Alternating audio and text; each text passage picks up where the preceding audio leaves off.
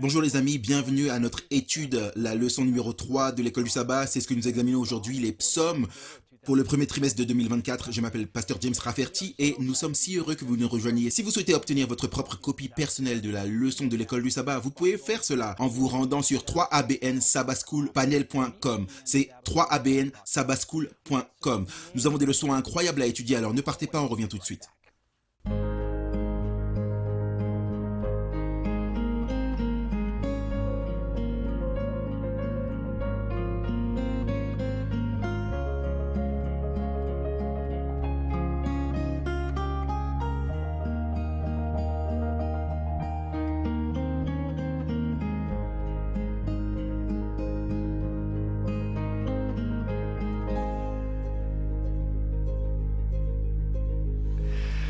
Bienvenue les amis, je m'appelle Pasteur James Rafferty et nous sommes dans la leçon numéro 3, le Seigneur règne. Nous sommes tellement enthousiasmés par cette étude dans laquelle nous sommes lancés dans les psaumes le premier trimestre de 2024. Une lecture excellente et assurément on ne peut pas couvrir toutes les informations ici, mais nous allons vous donner l'opportunité d'obtenir certaines de nos notes. Si vous souhaitez faire un peu plus d'études dans les psaumes, donc vous avez le questionnaire que vous pouvez télécharger et ensuite vous pouvez nous envoyer un email à SSP. C'est Sabbath School Panel ssp3abn.org. ssp3abn.org. Et vous pouvez obtenir une copie de toutes nos notes. Maintenant, certaines de ces notes vont être bien rangées, vraiment propres et très complètes. Et d'autres vont être très en désordre. Comment on peut comprendre quelque chose à ça? En fait, ça va être mes notes, celles qui vont être vraiment difficiles à comprendre. Mais néanmoins, vous obtenez une copie de toutes nos notes ou toutes les notes que vous souhaitez et ça va vous accompagner au long du trimestre de l'école du sabbat. Et ça vous donnera plus d'informations alors que vous cherchez à étudier et à apprendre ensemble avec nous et peut-être même à enseigner la classe à d'autres. Laissez-moi vous présenter ma famille, votre famille du panel de l'école du sabbat. À ma gauche immédiate, Daniel Perrine. Merci, heureux d'être ici aujourd'hui pour la leçon 3. J'ai la leçon de lundi qui est l'Éternel règne. Amen, heureux que tu sois là, Daniel. Et à ta gauche se trouve Jill Morricone. Merci, Pasteur James. Je suis content d'être ici. Mardi, on étudie Dieu est le juge. Amen, content que tu sois là, Jill. À ta gauche, Shelly Quinn. Je suis ravi de partager avec vous. Toujours garder à l'esprit son alliance. Content que tu sois là, Shelly. Et à ta gauche, Pasteur John Denzi. Oui, merci pour la bénédiction d'être ici. Et j'ai jeudi, tes témoignages sont certains. Amen, amen. Et il y a beaucoup à apprendre pour nous dans les psaumes. Et avant de nous lancer dans cette leçon pour cette troisième semaine du trimestre 2024, j'ai dit ça plusieurs fois, pas vrai, non? On va commencer avec une prière et je vais demander à Pasteur John Denzi s'il veut bien prier pour nous. Bien sûr, allons vers le Seigneur dans la prière. Notre Père céleste aimant, merci Seigneur pour l'opportunité de partager à partir de tes saintes écritures les choses merveilleuses que nous avons découvertes. Et nous prions même maintenant, alors que nous partageons, que ton Esprit Saint nous donne les mots à prononcer qui amèneront la vie et l'encouragement et éveilleront l'intérêt pour continuer à étudier ta sainte parole. Nous demandons ta bénédiction sur tous, nous la demandons au nom saint et béni de Jésus. Amen. Il me semble que nous ayons beaucoup étudié jusqu'à présent. Nous avons parlé de la façon dont la première semaine était très cérébrale, riche en informations, et on a jeté les bases pour les psaumes. Ensuite, on a parlé comment la deuxième semaine était beaucoup plus émouvante. Elle parlait beaucoup plus au cœur dans ce qu'on a trouvé là dans les psaumes. Et nous parlions simplement du fait que c'est la façon dont les psaumes sont. Il y a un peu de tout. Ce sont bien sûr deux aspects, mais nous sommes cérébraux et nous sommes également émotifs et nous avons besoin de tous ces éléments pour faire partie de notre expérience chrétienne ou religieuse. Donc nous allons trouver de plus en plus de ces combinaisons dans les psaumes. L'étude de cette semaine, nous examinons psaume 8, psaume 100, psaume 97, psaume 75, psaume 105, 7 à 10, Galates 3, 26, 29, psaume 25 et verset 10. Je vais me concentrer sur le psaume 8 et le comparer avec la version du Nouveau Testament du psaume 8 qui est Hébreux chapitre 2. Notre texte à mémoriser se trouve dans le psaume 93 et le verset 1. Voici ce qu'il dit. L'Éternel règne, il est revêtu de majesté. L'Éternel est revêtu, il est saint de force. Aussi, le monde est ferme, il ne chancelle pas. Nous voyons dans ce verset ce lien entre la majesté de Dieu et le fait qu'il est saint de force. Le monde étant ferme et il ne chancelle pas. Il y a un peu de lien entre Ce qui est nécessaire pour rendre ce monde ferme, ferme et sécurisé est la majesté de Dieu et sa force. Et c'est le fait qu'il soit saint de majesté et de force. Et c'est vraiment là que nous sommes en ce moment, dans ce monde. Dans Psaume 8, ainsi que dans Hébreux chapitre 2, ça va nous expliquer cela un peu plus en détail. Le questionnaire nous dit que les psaumes soutiennent inébranlablement la croyance fondamentale dans le règne souverain de Dieu. Le Seigneur a créé et soutient tout ce qu'il a créé. Il est le roi souverain du monde entier et il gouverne le monde avec justice, avec droiture, et ses lois et statuts sont bons, donnent la vie à ceux qui les observent. L'Éternel est un juste juge qui veille à ce que le monde reste bien ordonné. Il le fait en récompensant les justes, punissant les méchants, mais en son temps, non pas dans le nôtre. Et j'aimerais souligner, mettre l'emphase, encercler, mettre un point d'exclamation sur ces 6 derniers mots. Mais en son temps et pas le nôtre. Donc, dans le psaume 8, versets 1 à 6, nous voyons l'Éternel en tant que créateur de ce monde. Psaume 8, versets 1 à 6.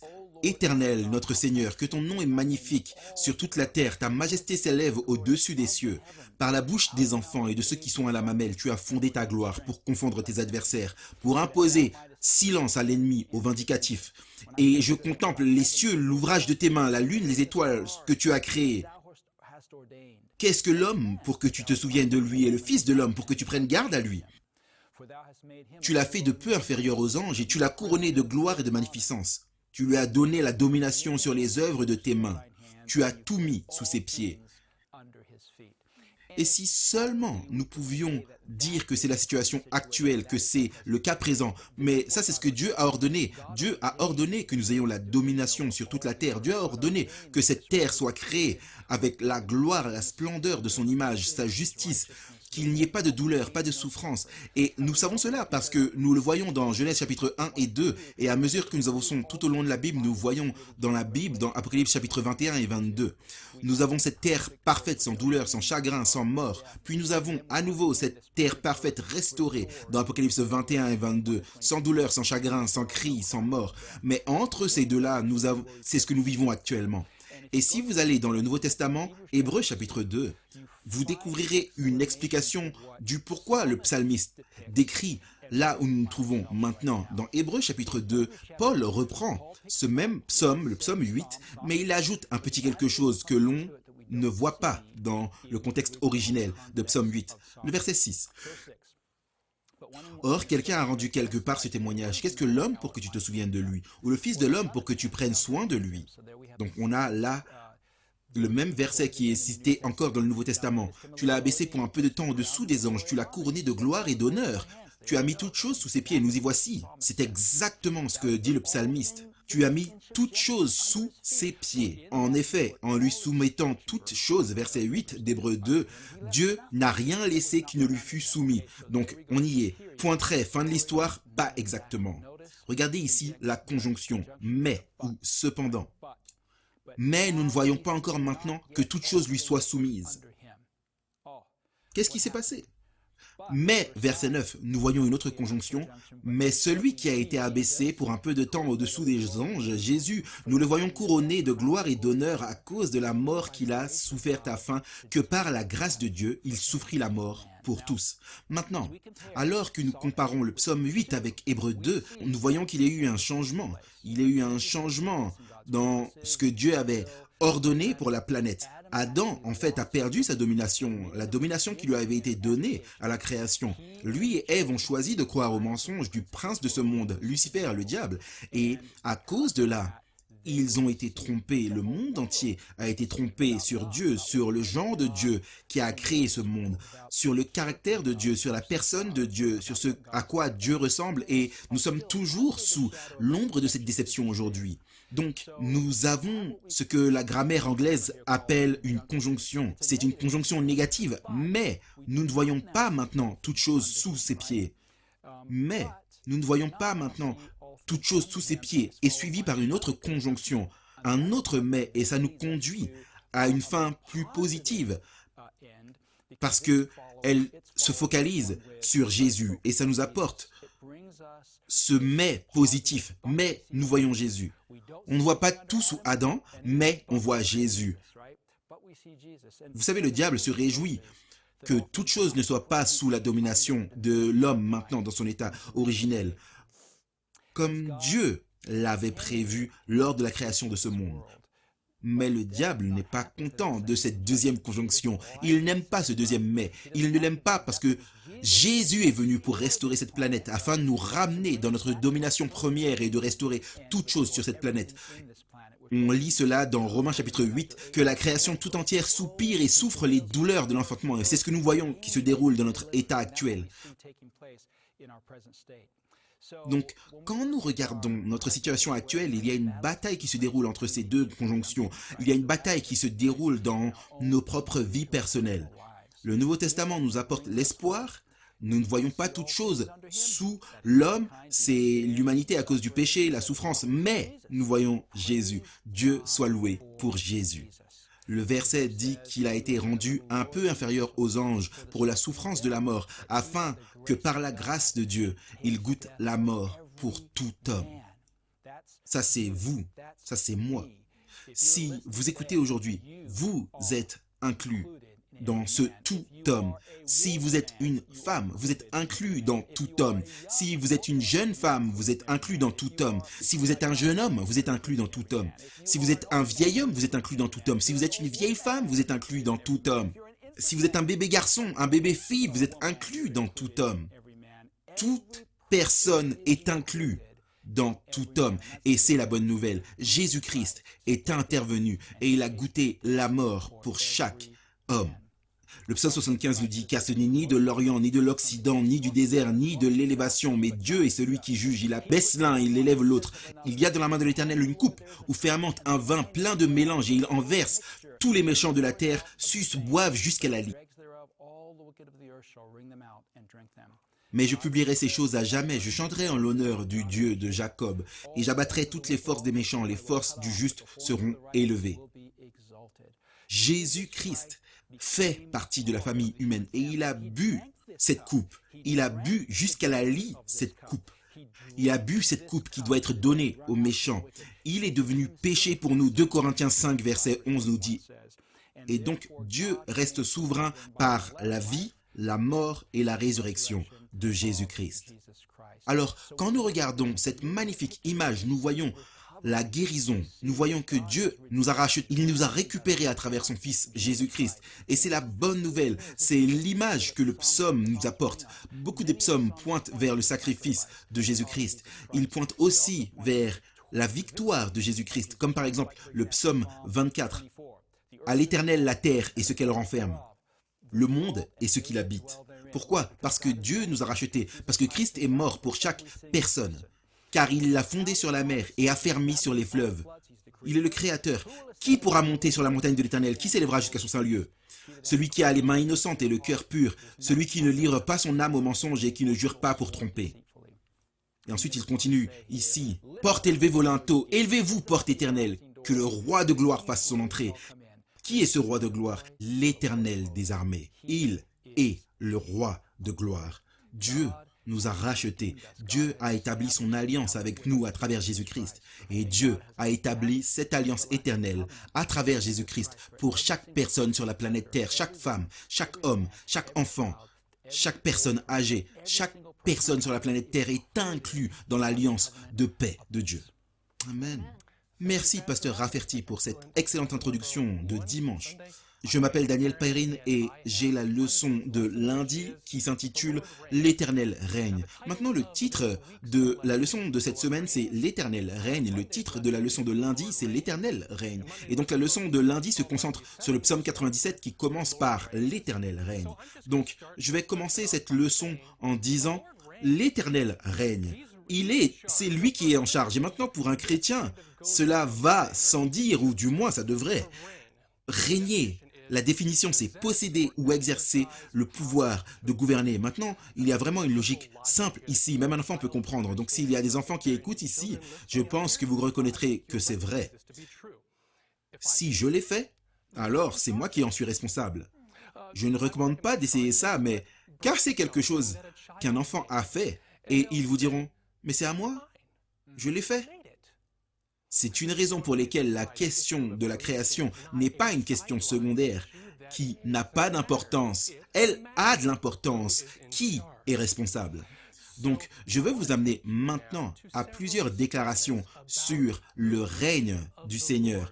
La leçon se concentre particulièrement sur le psaume 97, mais il s'agit d'un morceau d'une série de 7 blocs de psaumes, de 93 à 99, qui traitent du règne de l'Éternel en tant que roi. Et c'est vraiment en réponse à la fin du 3e livre des psaumes. Nous sommes juste au début du livre 4, et le livre 3 se termine par un plaidoyer pour la miséricorde, et en particulier le psaume 89 disant « Combien de temps, Éternel ?» Et donc le livre 3 nous amène dans le règne de l'Éternel, la puissance de Dieu.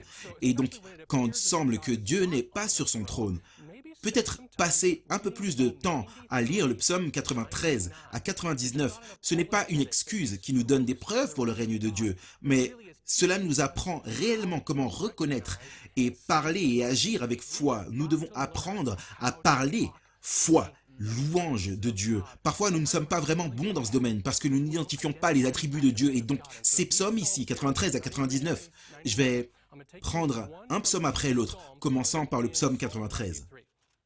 Psaume 93, verset 2, nous dit ceci.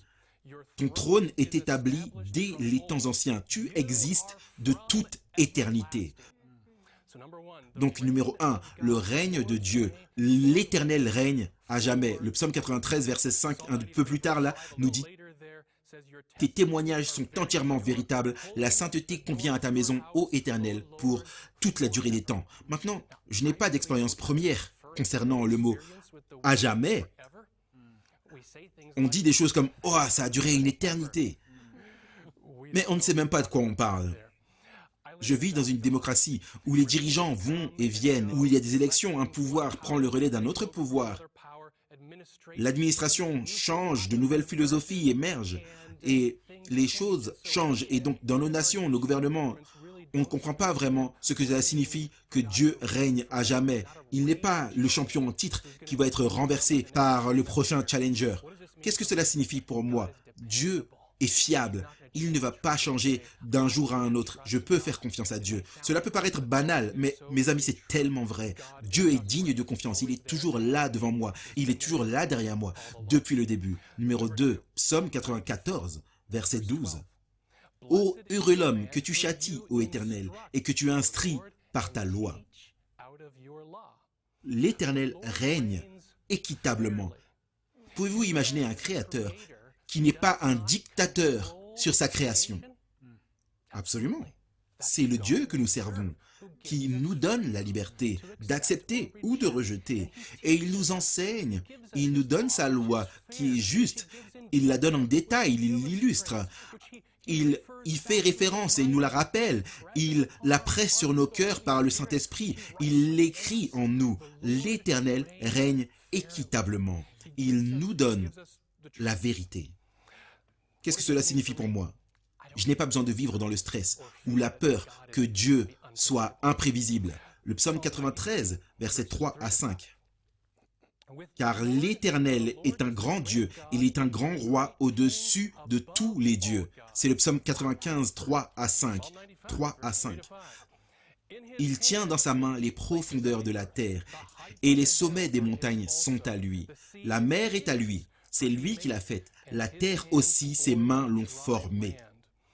Venez, l'Éternel règne avec toute autorité. La mer est à lui, la terre est à lui, tout est à lui, au-dessus de tous les dieux, à moins que nous soyons confus quant à savoir s'il y a d'autres dieux ou non. Le psaume 96, le chapitre suivant, nous dit, le verset 5, « Car tous les dieux des peuples sont des idoles, et l'Éternel a fait les cieux. » Quand Dieu détermine qu'une chose arrive, il n'y a personne pour l'annuler. Il a un plan du salut qui ne sera pas déraillé. Il y a des choses qui peuvent aller à l'encontre des plans de Dieu, mais ces plans ne déraillent pas. Dans les coulisses, Dieu œuvre. Qu'est-ce que ça signifie pour moi? Je dis que Dieu règne, mais quelle autorité est-ce que je donne vraiment à Dieu dans mes finances, dans la façon dont je dépense mon argent, dans la façon dont je pense, dans mes relations, dans les voitures que je conduis, mes courses, mon téléphone portable, dans chaque chose, Dieu doit avoir son autorité. Numéro 4, on passe au psaume 96, verset 6. La splendeur et la magnificence sont devant sa face, la gloire et la majesté sont dans son sanctuaire. L'Éternel règne avec majesté. Et le texte à mémoriser pour cette semaine, l'Éternel règne, il est revêtu de majesté. La majesté. Quel mot! Personne ne me salue jamais comme ça. Et il y a une raison pourquoi. Parce que majesté, c'est la vraie grandeur, la splendeur, la dignité. Et elle impose le respect sans avoir à en prononcer un mot. Une beauté qui vous coupe le souffle. Vous restez bouche bée, la bouche au sol, rien au sujet de la majesté est déplacé. Et l'Éternel, lui, est revêtu de majesté. Le mot hébreu ici pour majesté, c'est gehouf, qui signifie se lever. Et dans certains endroits de la Bible, il est fait référence aux gens qui se lèvent dans l'orgueil. Mais pour l'Éternel, ce mot se lever, cette majesté est à lui. C'est un silence qui tombe sur tout le monde quand son nom est prononcé. Pour moi, qu'est-ce que cela signifie que l'Éternel règne avec majesté? Il est agréable d'adorer, de servir Dieu. Et plus qu'agréable, c'est le summum. C'est le but absolu de tout ce que je fais. Le prochain, numéro 5, psaume 97, versets 2 à 6.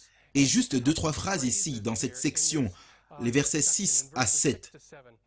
Les cieux publient sa justice et tous les peuples voient sa gloire. Vous trouvez tout ici. L'Éternel règne complètement. L'ennemi prétend régner. Et il a certainement une influence sur les esprits et les corps de certaines personnes. Mais le Seigneur règne. Et c'est pourquoi Jésus dit au diable, lorsqu'il a essayé de le tenter et qu'il a revendiqué la souveraineté territoriale, Jésus a dit en Matthieu 4, 10, car il est écrit, « Vous adorerez l'Éternel votre Dieu et vous le servirez lui seul. » Parce que l'Éternel règne sur tout, même quand il semble qu'il ne le fasse pas. Pour moi, qu'est-ce que cela signifie? Cela signifie que je peux remercier Dieu et je peux le louer avant même de le voir agir, car en tant que croyant en Dieu, je sais qu'il règne, même quand toutes les choses que je vois ne ressemblent pas forcément à cela dans le moment. Numéro 6, 2 de plus à parcourir, psaume 98, versets 8 et 9. Que les fleuves battent des mains, que toutes les montagnes poussent des cris de joie. C'est la nature qui s'enthousiasme à propos de Dieu. Devant l'Éternel, car il vient pour juger la terre. Il jugera le monde avec justice et les peuples avec équité. Maintenant, nous retrouvons cette même pensée que dans le psaume 94, versets 20 à 23, et dans le psaume 96, versets 10 à 13. Dieu est maintenant juste dans l'octroi de sa loi. Il est également juste dans l'administration de sa loi. La justice va bien au-delà de nos idéaux du tribunal de la vérité. Dieu juge sur la base de la vérité. Et ce que cela signifie pour moi, c'est que je peux laisser la vengeance entre les mains de Dieu. Je n'ai pas besoin de faire payer qui que ce soit. Dieu va s'en occuper. Psaume 99, verset 8. Éternel, notre Dieu, tu les exaucas. Tu fus pour eux un Dieu qui pardonne. Le mot hébreu là pour Dieu, c'est El Nassa. Mais tu les as punis dans leurs fautes. L'Éternel règne avec miséricorde. C'est un Dieu qui pardonne. C'est la prérogative de Dieu de pardonner et c'est sa démonstration et la manifestation de sa puissance. Il pardonne le péché. Et pour moi, ce que ça signifie, c'est que moi aussi, je peux être miséricordieux envers les autres. J'aime comment Proverbe 19, 11 le dit.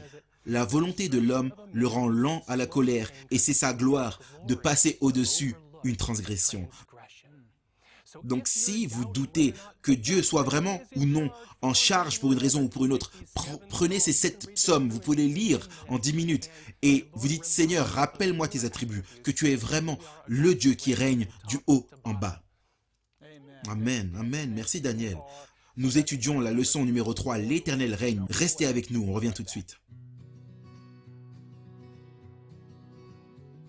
Est-ce que vous avez déjà souhaité étudier plus en profondeur avec les membres du panel de l'école du sabbat de 3ABN? Eh bien maintenant vous pouvez. Envoyez simplement une demande par email à ssp3abn.org et on vous enverra les notes des panélistes de l'école du sabbat chaque semaine pour améliorer votre propre étude de la parole de Dieu. Cette adresse, encore une fois, c'est ssp3abn.org. On sera content de vous envoyer leurs notes, telles qu'ils les ont préparées. Merci d'avoir regardé et merci de faire partie de notre panel de l'école du sabbat 3ABN. À nouveau, bienvenue les amis, nous sommes dans la leçon de mardi et nous donnons la parole à Jill Morricone. Merci beaucoup, Pasteur James et Daniel. Quelle belle étude, quelle belle leçon. L'Éternel règne. Je m'appelle Jill Morricone et mardi, nous regardons Dieu et le juge. En particulier, nous allons étudier le jugement investigatif et le jugement exécutif à partir du livre des psaumes. Maintenant, vous pourriez vous dire, mais ça se trouve dans Daniel. Et assurément, c'est le cas. Ça se trouve dans l'Apocalypse. Et assurément, c'est le cas. Et pour être honnête avec vous, je ne l'ai pas étudié aussi attentivement dans les psaumes que j'aurais dû. Donc je suis enthousiasmé par cette leçon et nous apprendrons ensemble. D'abord, nous établirons que Dieu est notre juge. J'aimerais relire un texte que Daniel a lu. C'est le psaume 98, verset 9. Psaume 98, 9. Car il vient juger la terre. Dieu est notre juge. Il jugera le monde avec justice et les peuples avec équité. Il juge équitablement. Il juge justement. Alors, commençons par le jugement investigatif et ensuite on va avancer et parler du jugement exécutif. Le jugement investigatif, bien sûr, nous savons que Dieu mène une enquête avant de rendre un jugement. Nous savons que le jugement sera finalement contre les méchants, mais en faveur des justes. Nous trouvons cela, bien sûr, vous trouvez ça dans Daniel chapitre 7, mais nous allons le trouver dans les psaumes également. Ce n'est pas une étude exhaustive, mais regardons quelques principes que nous pouvons glaner des psaumes. Principe numéro 1. Regarder en bas indique l'investigation. On retrouve ça dans Psaume 14, verset 2. Psaume 14, verset 2. C'est quoi ces mots? L'Éternel, du haut des cieux, regarde les fils de l'homme.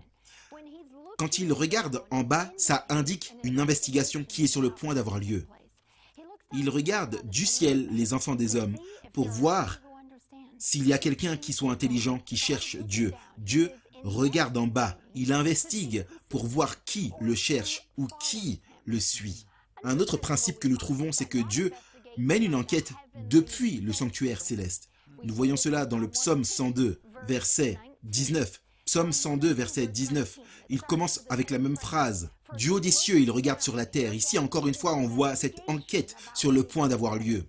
Il regarde sur la terre depuis où? Depuis le lieu élevé de son sanctuaire. Le jugement investigatif a lieu avec Jésus dans le sanctuaire céleste.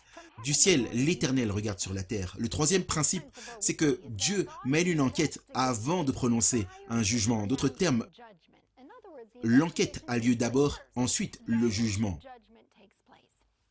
Pour cela, nous regardons à Psaume 11. Le Psaume 11, versets 4 et 5. L'Éternel est dans son saint temple. Où est-il? Il est dans son temple, dans le sanctuaire. L'Éternel a son trône dans les cieux. Ses yeux regardent, ses paupières sondent les fils des hommes. L'Éternel sonde le juste. C'est quoi ce mot? Tester, sonder. En hébreu, ça signifie investiguer. L'Éternel investigue les justes. Il est le méchant et celui qui se plaît à la violence. C'est le même mot hébreu que nous trouvons dans les psaumes 139, 23 et 24. Sonde-moi, ô Dieu, et connais mon cœur. Éprouve-moi, c'est le même mot. Mène l'enquête sur moi et connais mes pensées. Regarde si je suis sur une mauvaise voie et conduis-moi sur la voie de l'éternité. C'est le même mot utilisé dans Jérémie 17, verset 10. Moi, l'Éternel, j'éprouve le cœur. Je sonde, voici notre mot. J'enquête sur les esprits pour rendre à chacun selon ses voies, selon le fruit de ses œuvres. Nous y voici encore. Dieu mène une enquête, il éprouve, il sonde avant de porter un jugement, avant de rendre à chacun selon ses œuvres. C'est le même principe qu'on a vu dans la tour de Babel. Genèse chapitre 11, souvenez-vous, Dieu est descendu. Nous y voici avec notre phrase, encore une fois, quand Dieu descend ou regarde en bas, il mène l'enquête. Genèse 11, 5. L'Éternel est descendu pour enquêter, pour voir la ville et la tour que les fils de l'homme avaient bâtie. Et avant que le verdict légal ne soit rendu, il a enquêté pour voir l'œuvre que les gens faisaient. Le principe numéro 4. Certains jugements sont rendus coupables. Donc Dieu d'abord mène l'enquête, puis le jugement arrive. Et nous verrons cela dans le psaume 53, versets 2 et 3. Du haut des cieux, Dieu regarde les fils de l'homme. Encore une fois, il mène l'enquête du haut des cieux sur les fils de l'homme pour voir s'il y a quelqu'un qui soit intelligent, qui cherche Dieu. Tous sont égarés, tous sont pervertis. Il n'en est aucun qui fasse le bien, pas même un seul. Et dans ce cas, l'investigation détermine la culpabilité. Waouh, nous sommes coupables devant Dieu. Mais le jugement peut aussi apporter la joie. J'aime ça, Psaume 76, 8 et 9. Du haut des cieux, tu as proclamé le jugement. La terre effrayée s'est tenue tranquille. Lorsque Dieu s'est levé pour le jugement, qu'est-ce qui se passe? C'est pour délivrer tous les malheureux de la terre. Et dans ce cas, Dieu a enquêté, ensuite il s'est levé pour juger. Qu'est-ce qui s'est passé? C'était en faveur des saints. C'est pour délivrer ceux qui sont opprimés. Regardons maintenant la phase exécutive du jugement. C'est la phase finale du jugement. D'abord, on a l'investigation. Est-ce que le peuple de Dieu est couvert par son sang? Est-il revêtu de sa justice? A-t-il confessé et abandonné tout péché connu? Ou marche-t-il carrément dans une rébellion ouverte contre lui? Nous voyons dans Apocalypse 20, bien sûr, la description du jugement exécutif ou le jugement du grand trône blanc. C'est la destruction finale des méchants, la seconde mort, pour ainsi dire, l'annihilation finale. Mais regardons cela à partir de Psaume 75 et nous verrons ce jugement investigatif avoir lieu. Psaume 75, on regarde quelques principes ici. Principe numéro 1, le jugement exécutif est intense et il est destructeur. Psaume 75, verset 8. La première portion du verset. Il y a dans la main de l'Éternel une coupe, le pasteur James y a fait référence, où fermente un vin plein de mélange, et il en verse. Vous savez ce que ça me rappelle? Le message du troisième ange. Apocalypse chapitre 14, verset 10. Il boira lui aussi du vin de la fureur de Dieu, versé sans mélange, dans la coupe de sa colère. Il sera tourmenté dans le feu et le soufre devant les saints anges et devant Dieu et devant l'agneau. Nous voyons que le jugement exécutif est intense, mais il est aussi destructeur. Le deuxième principe que nous voyons, c'est que le jugement exécutif est pour les méchants. Si vous continuez à lire dans le psaume 75, vous finissez le verset, on en a déjà parlé, il y a dans la main de l'Éternel une coupe où fermente un vin plein de mélange et ils en boiront. Qui? Les méchants de la terre la boiront jusqu'à la lie. Le jugement exécutif, ce jugement final est pour les méchants. Le troisième principe que nous voyons, c'est que le jugement exécutif est final et irréversible. Nous sommes toujours dans le psaume 75. Regardons au verset 4. Je dis à ceux qui se glorifient, ne vous glorifiez pas, et aux méchants, n'élève pas la tête. Verset 5. N'élevez pas si haut votre tête, ne parlez pas avec tant d'arrogance. Verset 10. Et j'abattrai toutes les forces des méchants. Donc, abattre la force des méchants montre la fin de leur pouvoir. C'est la fin de leur domination. C'est définitif, c'est irréversible. On voit le même principe dans le psaume 97, verset 3. Le feu marche devant lui. Pourquoi? Pour embraser alentour ses adversaires. Ça me rappelle Apocalypse chapitre 20, où les méchants sont jugés. Et qu'est-ce qui se passe? Ils sont jetés dans l'étang de feu. Et il est dit dans le verset 14 que c'est la deuxième mort. C'est final. C'est irréversible. Les méchants n'ont pas d'autre chance. Ils ne reviendront pas pour une autre opportunité de se repentir. Pour se repentir, c'est définitif. C'est irrévocable. Le quatrième principe, c'est que les justes sont délivrés des méchants et qu'ils sont scellés et en sécurité. On est dans le psaume 75, verset 1. Le psaume 75, verset 1. On a déjà lu la première partie. J'abattrai toutes les forces des méchants. La destruction finale irréversible des méchants. Mais ça ne s'arrête pas là. Les forces des justes seront élevées. On voit le même principe dans le psaume 97, verset 10. Vous qui aimez l'Éternel, haïssez le mal. Il garde les âmes de ses fidèles. Il les délivre de la main des méchants. Ça me rappelle encore une fois Apocalypse 20, où les justes sont dans la Nouvelle Jérusalem. Ils sont scellés, ils sont en sécurité. Ce jugement exécutif final ne tombe pas sur eux. Le principe final que nous trouvons ici dans le psaume 75, le principe numéro 5, c'est qu'il y a un temps déterminé pour le jugement. Psaume 75, verset 2. Au temps que j'aurai fixé. Dans la NIV, il est dit, au temps que j'aurai déterminé, je jugerai avec droiture. Nous voyons que tous nos temps, nos jours sont dans les mains de Dieu. Et il a un jour qu'il a fixé non seulement pour le jugement investigatif, mais pour le jugement exécutif final. Et la chose magnifique, c'est que vous et moi n'avons pas besoin d'avoir peur du jugement, parce que le jugement est en faveur du peuple de Dieu. Faites un choix et suivez-le aujourd'hui. Amen. Qui savait qu'il y avait tellement de théologie dans les psaumes? Je veux dire, c'est magnifique. Je m'appelle Shelly Quinn. Ma leçon, c'est mercredi, toujours attentif à son alliance. Et j'aimerais retitrer, toujours attentif à son alliance éternelle.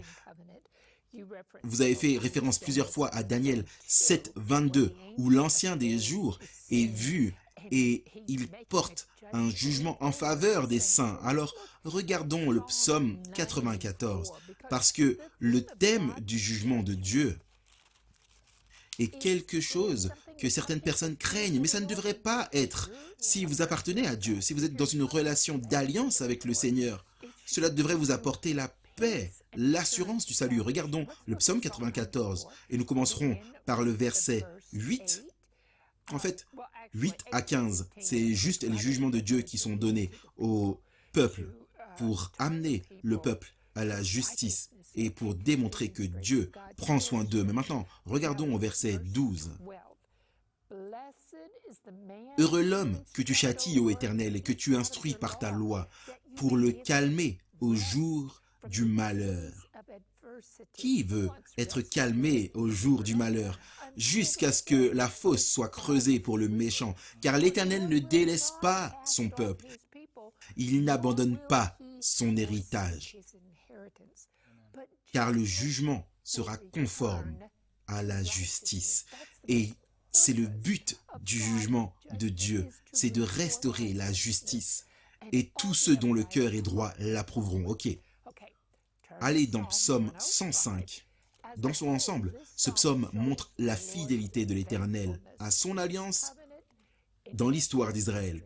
Mais nous voyons que peu importe ce qui se passe, le bon, le mauvais, Dieu était là. Donc, Psaume 105, verset 7 à 10. L'Éternel est notre Dieu. Ses jugements s'exercent sur toute la terre. 8. Il se rappelle à toujours son alliance. Quelle alliance? Ce n'est pas l'alliance du mont Sinaï avec toutes les lois civiles, sociales et cérémonielles. C'est l'alliance éternelle et c'est prouvé dans le contexte. Regardons. Il se rappelle à toujours son alliance.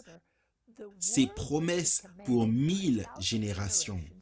L'alliance qu'il a traitée avec Abraham et le serment qu'il a fait à Isaac, disant, il l'a érigé pour Jacob en loi, pour Israël en alliance éternelle.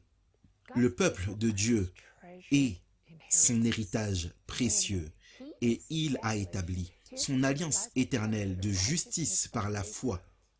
La grâce nous a été donnée en Jésus-Christ avant le commencement des temps. Apocalypse 13, 8. Il est l'agneau immolé dès la fondation du monde. Hébreux 13, 20. Le sang de Christ est le sang de l'alliance et le sang de l'alliance éternelle. Et le but de la justification par la foi, le but de l'alliance éternelle de Dieu, c'est 2 Corinthiens 5, 21. Celui qui n'a point connu le péché, il l'a fait devenir péché pour nous, afin que nous devenions en lui justice de Dieu. Donc, ce que le psaume 105 indique, c'est que cette alliance dont Dieu se souvient pour toujours est l'alliance qu'il a annoncée dans le jardin d'Éden, dans Genèse 3,15, quand il parlait de la postérité qui devait venir. Il serait le libérateur. Dans Genèse 15, 6, Abraham crut à Dieu et cela lui fut imputé ou crédité à justice. Et nous voyons qu'il a ratifié cette alliance de salut par la grâce et la justice par la foi dans Genèse 15 quand il a plongé Abraham dans un profond sommeil. Mais ensuite, je dois souligner ceci, il a renouvelé l'alliance éternelle avec le fils d'Abraham, Isaac. Pourquoi? Pourquoi? Écoutez ceci. Genèse 26, 4 à 5. Dieu dit à Isaac, « Je multiplierai ta postérité comme les étoiles du ciel. Je donnerai à ta postérité toutes ces contrées, et toutes les nations de la terre seront bénies en ta postérité. » Eh bien, mes amis, c'est verbatim ce qu'il a dit à Abraham. Il renouvelle son alliance ici, mais regardez le verset 5. Dieu dit, je vais renouveler cette alliance avec toi parce qu'Abraham a obéi à ma voix et qu'il a observé mes ordres, mes commandements, mes statuts et mes lois. Dieu a toujours, depuis le tout début, Dieu a le code moral de l'amour, les 10 commandements. Et si vous les suivez, vous pouvez les trouver partout dans la Genèse. Mais ensuite, il renouvelle cela. Abraham était obéissant. Et c'est pourquoi Dieu l'a choisi. En fait, il savait qu'il enseignerait à ses enfants. Alors, il renouvelle l'alliance avec Jacob également. Vous savez, l'un de mes versets préférés, c'est Ésaïe 42, verset 6. Dieu parle, c'est l'un des chants de serviteurs. C'est une prophétie concernant le Messie. Et Dieu parle en parole prophétique au Messie. Moi, l'Éternel, je t'ai appelé pour le salut, et je te prendrai par la main, je te garderai, et je t'établirai pour traiter alliance avec le peuple, pour être la lumière des nations, pour ouvrir les yeux des aveugles, pour faire sortir de prison les captifs, et de leur cachot ceux qui habitent dans les ténèbres. Jésus-Christ est la postérité d'Abraham, c'est ce que nous trouvons dans Galates 3, 16. C'est lui qui a ratifié la nouvelle alliance avec son sang.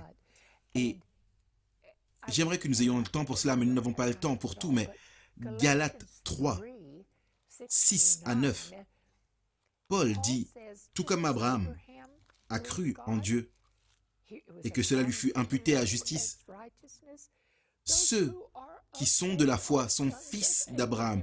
Nous obtenons la même promesse. Et c'est si précieux que Paul dise au verset 20, regardons ça, Galates 3, 26 à 29. Car vous êtes tous fils de Dieu, ça c'est un terme de l'alliance. Fils de Dieu, que vous soyez un homme ou une femme, peu importe. Vous êtes fils de Dieu par la foi en Jésus-Christ. Vous êtes enfants de Dieu. Jean 1, 12, à tous ceux qui l'ont reçu, il leur a donné le droit de devenir enfants de Dieu. Donc, par la foi en Jésus-Christ, vous tous qui avez été baptisés en Christ et avez revêtu Christ, il n'y a plus ni juif, ni grec, ni esclave, ni libre, ni homme, ni femme, car tous, vous êtes un en Jésus-Christ. Et si vous êtes à Christ, vous êtes donc la postérité d'Abraham, héritier selon la promesse. Pourquoi est-ce que je parle de tout ça? Dieu a cette alliance éternelle. Nous le voyons dans les psaumes. Et Dieu est toujours fidèle à son alliance. Saviez-vous que ces gens qui ont écrit les psaumes par l'inspiration du Saint-Esprit, si vous êtes en Christ, vous êtes héritier. Si vous êtes en Christ, ils sont vos ancêtres. Merci. Voici ce que croyaient vos ancêtres. Ils croyaient que Dieu œuvrait activement pour sécuriser son peuple et les bénir. Psaume 103, 2 à 5. Mon âme bénit l'Éternel et n'oublie aucun de ses bienfaits. C'est lui qui pardonne toutes tes iniquités, qui guérit toutes tes maladies. C'est lui qui délivre ta vie de la fosse, qui te couronne de bonté et de miséricorde. Le psaume 29, 11. L'Éternel donne la force à son peuple. L'Éternel bénit son peuple et le rend heureux. Psaume 25, 8 à 10. Regardez ça, regardez ça. Psaume 25, 8 à 10. C'est tellement important. Parce que c'est répété tout le long de l'Ancien Testament. L'Éternel est bon et droit. C'est pourquoi il montre aux pécheurs la voie. Il conduit les humbles, ceux qui dépendent de lui, dans la justice. Il enseigne aux humbles sa voie. Tous ceux qui veulent se soumettre à lui. Tous les sentiers de l'Éternel sont miséricorde et fidélité. Pour qui? pour ceux qui gardent son alliance et ses commandements. 1 Jean, chapitre 3, 7 à 8. Jean dit que personne ne vous séduise. Seul celui qui pratique la justice est juste. Le psaume 85, 13 nous dit que la justice marchera devant le Messie et imprimera ses pas sur le chemin. Dieu est fidèle à son alliance éternelle, si nous lui sommes fidèles. Amen, amen, quelle bénédiction ça a été de vous écouter tous. Nous n'avons pas fini, nous avons encore jeudi et je m'appelle John Denzi. Le titre de jeudi, c'est « Tes témoignages sont certains ». Et nous allons jeter un œil au psaume 19, 7, psaume 93, 5, psaume 119, 165, psaume 1, 2 et 6, psaume 18, 30 et quelques autres psaumes. Alors accrochez-vous. Allons d'abord au psaume 19, 7. La loi de l'Éternel est parfaite. Qu'est-ce qu'elle fait? Qu'est-ce qu'elle fait? Elle restaure l'âme. Le témoignage de l'Éternel est véritable, il rend sage l'ignorant. J'aimerais m'arrêter là et vous dire plus sur ce psaume, mais allons au psaume 93, verset 5. Tes témoignages sont entièrement véritables. La sainteté convient à ta maison, ô Éternel, pour toute la durée des temps. Psaume 1, verset 2. Mais qui trouve son plaisir dans la loi de l'Éternel et la médite jour et nuit. Donc nous regardons ici au témoignage de l'Éternel et la loi de l'Éternel. Le psaume 1, verset 6 nous dit « Car l'Éternel connaît la voie des justes et la voie des pécheurs mène à la ruine. » Donc les justes gardent la loi de Dieu, mais les méchants périssent parce qu'ils ne gardent pas la loi de Dieu. Regardez le psaume 25, 10. Tous les sentiers de l'Éternel sont miséricorde et fidélité pour ceux qui gardent son alliance et ses commandements. Le psaume 119, 165, un autre texte magnifique. Il y a beaucoup de paix pour ceux qui aiment ta loi et il ne leur arrive aucun malheur.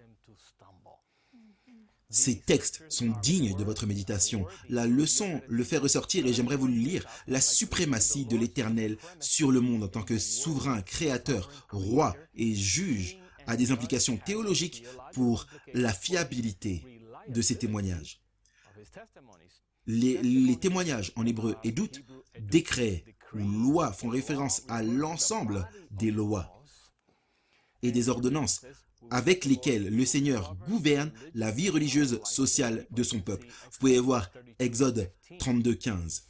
Et je vais lire 32, 15 et 16, il est dit « Moïse retourna et descendit de la montagne, et les deux tables du témoignage dans ses mains.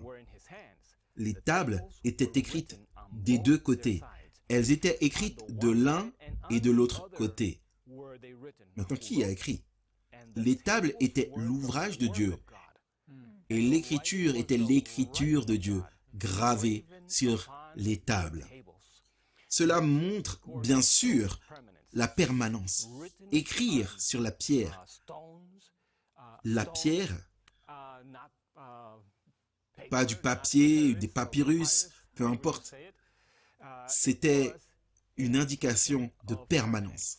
Maintenant, on lit plusieurs versets comme Psaume 93, 5 qui dit que ces témoignages sont certains et selon la leçon, ça reflète la stabilité et la permanence du trône de Dieu et du monde que Dieu a créé et soutient, comme vous pouvez le voir dans Psaume 93, 1 et 2.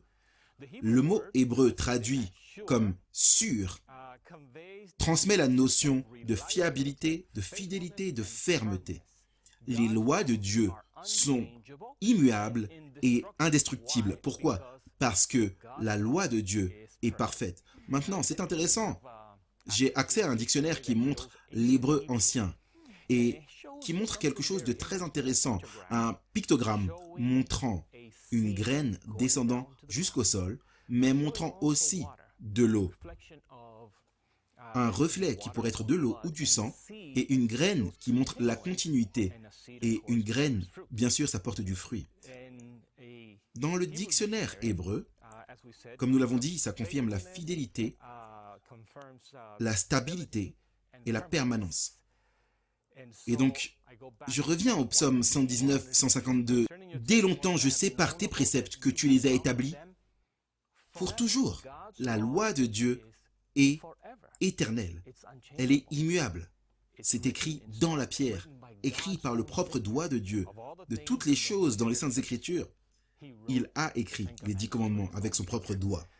C'est important et ça mérite notre considération. Le psaume 18, allons au verset 3. « Je m'écrie, loué soit l'Éternel, et je suis délivré de mes ennemis. Les liens de la mort m'avaient environné et les torrents de la destruction m'avaient épouvanté. » Ici, la leçon se concentre sur le fait que Dieu montre la justice, il montre la droiture. Mais dans le monde qui n'obéit pas à la loi de Dieu, nous avons l'impiété, nous avons la méchanceté. Et David dit qu'ils sont comme un torrent. Et à cause de la méchanceté dans le monde, il est dans l'épouvante. Même aujourd'hui, on regarde à la société, on entend des histoires horribles de crimes. Avant, je vivais à Chicago et parfois, j'entendais que 50 personnes ou plus avaient été tuées en un seul week-end. Des armes à feu, des gens qui se tiraient dessus, toutes sortes de violences. C'est un monde terrible dans lequel on vit. Regardez le psaume 18, 6.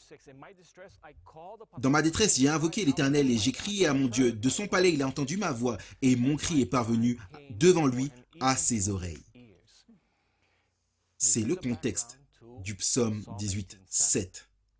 La terre fut ébranlée et trembla. Les fondements des montagnes frémirent et ils furent ébranlés parce qu'il était irrité. Dieu est en colère contre ceux qui font le mal. Et le temps viendra où il se vengera de chaque mauvais acte, de chaque mauvaise parole. Il se vengera et les méchants devront rembourser. Ainsi, vous pouvez regarder à vous-même et dire, mais moi je suis méchant, moi je suis un pécheur. Le Seigneur offre le pardon pour tous ceux qui viennent à lui. Et celui qui vient à lui, il ne le rejettera pas. Il tend les mains en miséricorde, vous offrant le salut par Jésus-Christ. Psaume 94, 1 à 2. Dieu des vengeances, éternel Dieu des vengeances, paraît. Regardez, lève-toi, juge de la terre. Rends aux orgueilleux selon leurs œuvres. Jusqu'à quand les méchants, ô Éternel, jusqu'à quand les méchants triompheront-ils? C'est David épanchant son cœur. Combien de temps les méchants continueront-ils à faire le mal? Quand, ô Éternel, viendras-tu pour te venger? Romains 12. Ça a été amené, on le répète encore une fois, versets 19 et 20. Ne vous vengez point vous-même, bien-aimés, mais laissez agir la colère. Car il est écrit, à moi la vengeance, à moi la rétribution, dit l'Éternel. Et l'Éternel sait quand prendre vengeance et demander remboursement. Par conséquent, si votre ennemi a faim, donnez-lui à manger. S'il a soif, donnez-lui à boire. Car en agissant ainsi, ce sont des charbons ardents que vous amasserez sur sa tête. Donc nous sommes invités à aimer nos ennemis, à nourrir ceux qui sont affamés, qui sont nos ennemis. Mais en revenant à la loi de Dieu, nous relisons le psaume 19, 7. La loi de l'Éternel est parfaite. Elle restaure l'âme. Le témoignage de l'Éternel est véritable. Il rend sage l'ignorant. Les ordonnances de l'Éternel sont droites. Elles réjouissent le cœur. Les commandements de l'Éternel sont purs. Ils éclairent les yeux. La crainte de l'Éternel est pure et elle subsiste à toujours. Les jugements de l'Éternel sont vrais. Ils sont tous justes. Ils sont plus précieux que l'or, que beaucoup d'or fin. Ils sont plus doux que le miel, que celui qui coule dans les rayons. Ton serviteur aussi en reçoit l'instruction. Pour qui les observe, la récompense est grande. Oui, mes amis, observez les commandements de Dieu, là, il y a une grande récompense. Mais bien sûr, nous devons nous rappeler que dans Romains 3, 20, que nul ne sera justifié devant lui par les œuvres de la loi, puisque c'est par la loi que vient la connaissance du péché. Jésus nous montre également que c'est important d'observer les commandements, que c'est quelque chose à quoi nous devons tendre. Romains 3, 31. Anéantissons-nous donc la loi par la foi? Loin de là. Au contraire, nous confirmons la loi. Romains 7, 10. Ainsi, le commandement qui conduit à la vie se trouva pour moi conduire à la mort. Pourquoi est-ce que le commandement apporte-t-il la mort alors qu'il était censé apporter la vie? Parce que Paul a péché. Romains 6, 23. Car le salaire du péché, c'est la mort, mais le don de Dieu, c'est la vie éternelle en Jésus-Christ. J'ai un texte de plus que j'aimerais partager avec vous, c'est le psaume 119 et le verset 105. Regardez, ta parole est une lampe à mes pieds et une lumière sur mon sentier. Waouh, c'est la parole de Dieu. Vous savez, les 10 commandements sont aussi la parole de Dieu. Ils sont une lampe à nos pieds et une lumière sur notre sentier. Et le Seigneur Jésus-Christ nous demande de les observer. Je reviens au psaume 119, 165, avec lequel nous avons commencé. Il y a beaucoup de paix pour ceux qui aiment ta loi et il ne leur arrive aucun malheur. Nous vous encourageons donc à observer la loi de Dieu, parce que vous aimez l'Éternel de tout votre cœur, et en les observant, il y a une grande récompense. Gloire soit au Seigneur pour cela. Amen, amen. Il nous reste quelques minutes pour quelques réflexions finales. On commence avec Daniel. J'aimerais vous laisser avec quelques mots que vous avez déjà entendus, mais vous devez les entendre à nouveau. L'Éternel règne. C'est une déclaration sur Dieu, mais c'est une invitation pour vous à faire ce que le psaume 95, 6 et 7 vous dit. Venez, prosternons-nous et humilions-nous. Fléchissons le genou devant l'Éternel, notre Créateur. Car il est notre Dieu, et nous sommes le peuple de son pâturage, le troupeau que sa main conduit. Amen.